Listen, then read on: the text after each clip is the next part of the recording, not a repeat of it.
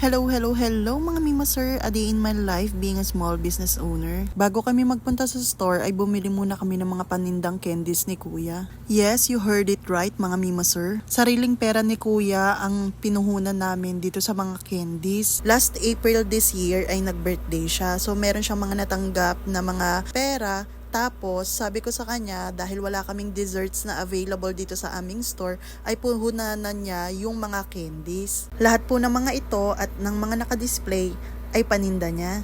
Kami lang ni Daddy ang namamalengke, tapos yung tubo ng candy niya ay pinapatabi niya sa akin dahil meron daw siyang bibilhin. Ang first capital niya nga pala dito is 1.5, tapos bumili na rin ako ng mga jars. Sa totoo lang, hindi naman talaga ganun kalaki ang kita dito sa mga candy. Pero ang nakakatawa, pagka pinagsama-sama ang maliit na kita ay lumalago. Kaya natutuwa si Kuya kapag maraming diners, especially kapag kami mga bata, dahil nakikita nila yung mga display, ayun, nagpapabili sila while waiting sa orders ng kanilang parents. Minsan hindi lang bata ang natutuwa kasi pati adult ay napapabili din ng mga ito.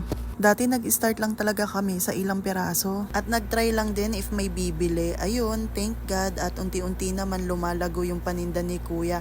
Kita nyo naman, ang sarap lang sa ice. Finally, nakatapos din mag-restocking dito sa labas at dito naman kami ngayon sa kitchen. Fresh shrimp nga pala ang gamit namin sa aming shrimp tempura. Pero yung iba gumagamit ng nobashi or yung frozen na. Pero si Daddy mas preferred niya na ito yung gamitin namin dahil mas malasa talaga pagka fresh ang gamit mo. Yun nga lang medyo matrabaho talaga. Dati lahat ng production na meat sa kitchen ay talagang si Daddy ang gumagawa. Ngayon yung mga kasama niya sa kitchen ay tinuruan niya para meron siyang katuwang. 5 pieces nga pala ang per pack nito at isang order yon ng shrimp tempura. Dumako naman tayo dito sa aming chicken. Yes, fresh chicken din po ang gamit natin. Ide-debone niya po ito para maging boneless chicken thigh. Dito kasi sa wet market sa amin, walang nabibilhan ng boneless chicken. Kaya ang ginagawa nila, sila na lang nagde-debone para magkaroon kami ng chicken thigh at saka chicken breast fillet. Kaya marami kaming mga scrap na buto, tapos ang ginagawa ni Daddy dyan ay pinapakuluan para maging soup stock. Sa totoo lang, dito sa atin, mahirap talaga kaming makahanap ng supplies or ng suppliers para sa mga paninda namin. Kaya ang ginagawa na lang ni Daddy ay ginagawa niya ng paraan, buti na lang talaga at knowledgeable siya when it comes to cuttings. Ibali ng matrabaho at mabosisi basta ma-maintain namin yung consistency and uniqueness ng aming mga products. Ayun lang, thank you for watching.